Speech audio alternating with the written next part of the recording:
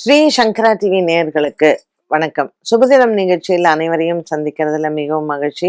இன்னைக்கு மார்ச் மாதம் 22ஆம் தேதி ஞாயிற்றுக்கிழமை. இந்த நாளுக்கான 12 ராசிக்கும் பலன் மற்றும் பரிகாரத்தை பார்க்கலாம். அதைத் தொடர்ந்து நமக்கு ஒரு அழகான கேள்வியும் உண்டு. மேஷ ராசி நண்பர்களுக்கு இன்று சந்திரன் உங்கள் ராசியில் இருப்பது மிகுந்த ஒரு சந்தோஷத்தை தரக்கூடிய நாளாக இருக்கும். ஞாயிற்றுக்கிழமை ரொம்ப ரிலாக்ஸ்டான ஒரு டே. காலசர்ப்ப தோஷ நிலையில தான் கிரக நிலைகள் இன்னைக்கு இருக்காங்க. பட் இருந்தாலும் மேஷராசி அன்பர்களுக்கு இன்னைக்கு மனதிற்கு ஒரு நல்ல ரம்யமான நாளாக அமைகிறது. குடும்பத்தில் இருக்கக்கூடிய பெரியோர்களின் ஆசீர்வாதங்கள், பிள்ளைகளினுடைய அன்பு அனைத்தையும் பெறலாம். ரிஷபராசி அன்பர்கள் 12ஆம் இடத்துல இருக்கக்கூடிய சந்திரன் சற்று விரய செலவுகளை கொடுப்பார். இன்றைய நாளில் ரிஷபராசி அன்பர்களுக்கு மன சோர்வு இல்லை. உடல் ஆரோக்கியம் நன்றாக இருக்கும். இன்று குடும்பத்திலையும் சரி, வெளியிடங்களிலும் சரி, மனதிற்கு ஆறுதலான நாளாக அமைகிறது. எண்ணங்கள் நிறைவேறக்கூடிய நாள். மிதுன ராசி அன்பர்கள் இன்று வளர்பிறை சதுர்த்தி. மிதுன ராசி நேயர்கள் விநாயகரை வழிபாடு செய்யலாம். குடும்பத்தில் இருக்கக்கூடிய பெரியவர்களினுடைய ஒரு ஆசீர்வாதம் கிடைக்கும் மற்றும் குடும்ப அன்பர்களும் இன்று அனுசரணையாக இருப்பார்கள். நண்பர்கள் மற்றும் உறவினர்கள் இடத்தில் இருந்து வந்த பகை மாறும். விட்டு பிரிந்து சென்றவர்கள் மீண்டும் வந்து உங்களுடன் ஒரு அன்பை தருவதற்கு இந்த நாள் ஏற்றதாக அமைகிறது. கடகராசி அன்பர்கள் கடகராசி அன்பர்களுக்கு இன்று மனக்கசப்புகள் இல்லை. கொடுக்கல் வாங்கல் ஆகியவற்றில் இன்று உங்களுக்கு நல்ல ஒரு முன்னேற்றம் உண்டு. நீண்ட நாளாக இருந்த உடல் ஆரோக்கிய குறைபாடுகள் நீங்கும். பெற்றோர்களினுடைய உடல் ஆரோக்கியத்திலும் இருந்து வந்த மருத்துவ செலவுகள் குறையும். சிம்மராசி நேயர்களுக்கு இன்று ராசிநாதன் சூரியன் சனி சுக்கிரனுடன் இருப்பதனால் உடல் ஆரோக்கியத்தில் சற்று கவனமாக இருக்க வேண்டிய ஒரு நாள். இன்று கோதுமை தானம் செய்வது இவர்களுக்கு நல்லது. எலும்பு மற்றும் கண் சம்பந்தப்பட்ட பிரச்சனைகள் இவர்களுக்கு சின்ன பாதிப்புகளை கொடுக்கலாம். ஆகையினால் இன்று கோதுமை தானம் செய்து சூரிய பகவானை வணங்கவும்.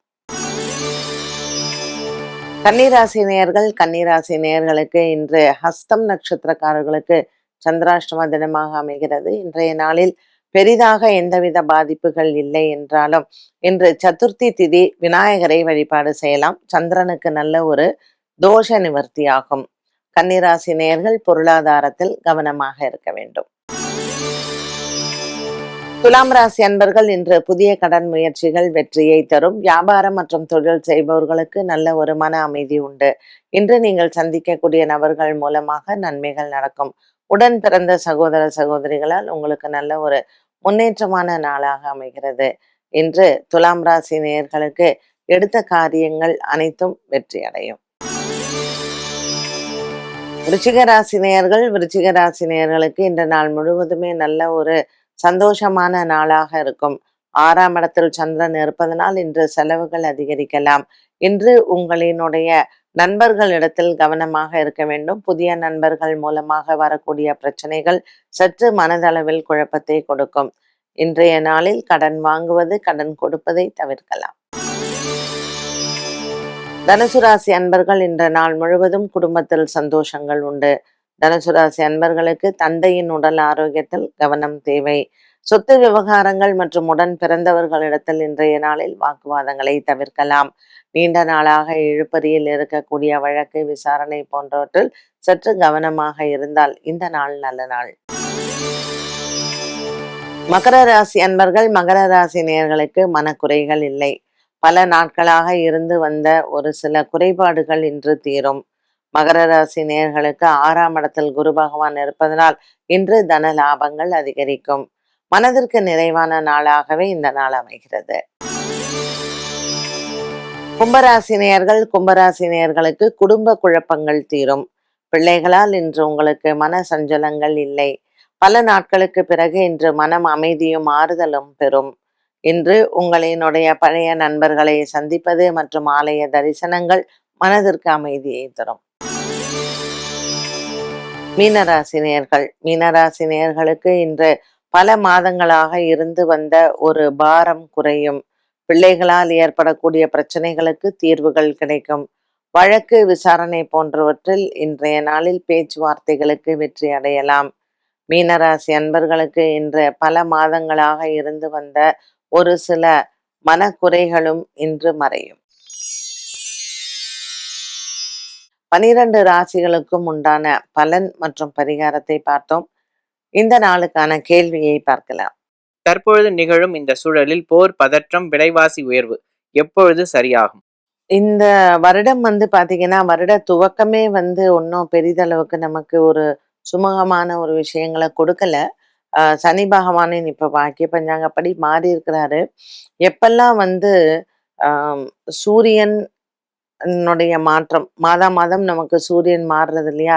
ஸோ அந்த செவ்வாய், ராகு இவர்களினுடைய தாக்கம் அதிகமாக இருக்கும். நமக்கு டிசம்பர் மாசம் தான் ராகு, கேது பெயர்ச்சியே வருது. ஒவ்வொரு கிரக பெயர்ச்சியின் பொழுதும் உலக அளவுல இந்த குழப்பங்கள் வரத்தான் செய்யும்.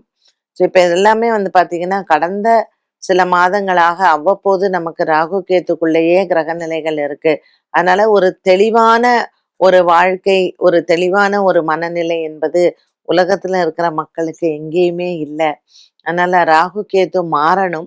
அது மட்டுமல்ல, இந்த ராகு, கேது மாறினாலும் கூட, எப்போ குரு பகவான் அந்த இதிலிருந்து வெளியில வராரோ, இப்ப அடுத்தது அவர் கடகத்துக்கு வருவாரு. கடகத்துக்கு வரும்போது கேதுவும் கூடவே போய் சேர்ந்து உட்கார்ந்துக்குவாரு. ஸோ எப்போ கேது மிதுனத்துக்கு போயிட்டு, கடகத்திலிருந்து குரு பகவான் வெளியில வராரோ, அந்த ராகு, கேது பிடியிலிருந்து கிரகங்கள் வெளியில வரணும். ஸோ 2027 ஜூனுக்கு அப்புறம் தான் நம்ம ஓரளவுக்கு ஒரு உலகத்துல அமைதியை பார்க்கலாம். அதுவரைக்கும் இந்த மாதிரியான போராட்டங்கள், இந்த மாதிரியான குழப்பங்கள், இது எல்லாமே நம்ம ஃபேஸ் பண்ணி தான் ஆகணும்.